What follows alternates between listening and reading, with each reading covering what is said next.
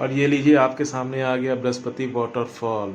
इसे बृहस्पति कुंड भी कहते हैं और लोकल लोग इसे धार पार भी कहते हैं। बहुत ही सुंदर है बृहस्पति कुंड।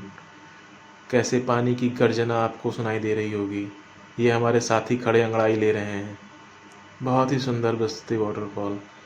आप जब भी आएँ बरसात में आएँ, बरसात में यहाँ पानी बहुत ही और ज़्यादा पानी गिरता है।